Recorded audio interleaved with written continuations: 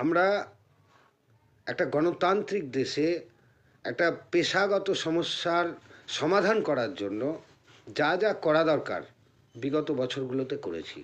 সমস্ত কিছু করার পরেও আমাদের সমস্যার ব্যাপারে কর্ণপাত করা হয়নি। প্রত্যেকেই জানেন যে পেশাগত সংগঠনের ক্ষেত্রে সরকারি সংগঠনের একটা বৃহত্তর ভূমিকা থাকে। অন্যান্য সংগঠনগুলো যারা নিরপেক্ষ থাকে, সেই নিরপেক্ষ সংগঠনগুলো তাদের মতো আন্দোলন বলুন বা কর্মসূচিগুলো নেয়, সরকারি সংগঠন আলাপ আলোচনার মধ্যে দিয়ে সেটা সমাধানের প্রচেষ্টা চালায়।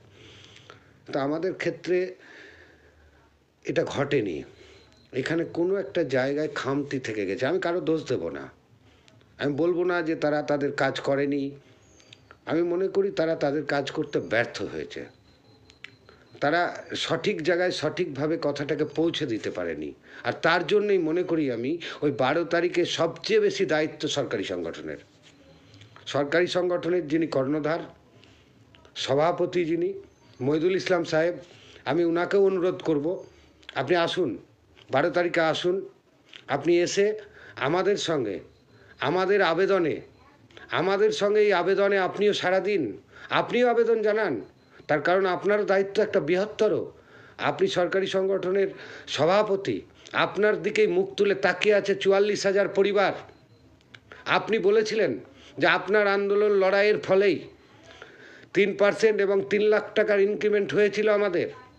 হ্যাঁ, আমি বলছি ঠিক আছে, আপনিই করেছেন, তার জন্য আপনাকে আমরা আন্তরিক ধন্যবাদ জানাচ্ছি, কৃতজ্ঞতা জানাচ্ছি।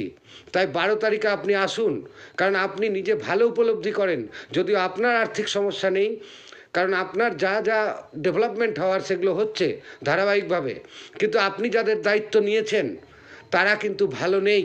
আপনি নিজে ভালো করে জানেন আজকের বাজারে দাঁড়িয়ে এই টাকায় চলা সম্ভব নয়। আর বিগত এতগুলো বছর ধরে আমাদের জন্য কিন্তু কিছুই করা হয়নি। তাই আমি আপনাকে অনুরোধ করব, আপনি ভাববেন না যে আমি আপনাকে ব্যঙ্গ করছি, আমি আপনাকে আন্তরিকভাবে অনুরোধ করছি, আপনি আসুন, আপনি আমাদের সঙ্গে গলা মিলান, আপনিও আবেদন জানান। আপনি যে ফাইলের কথা বলছিলেন, কোথায় কেন ফাইলটা আটকে আছে, কি করা দরকার, আসুন সেদিন করুন আমাদের সঙ্গে। আমরা বিশ্বাস করি মানবিক মুখ্যমন্ত্রী আমাদের আহ্বানে সাড়া দেবেন।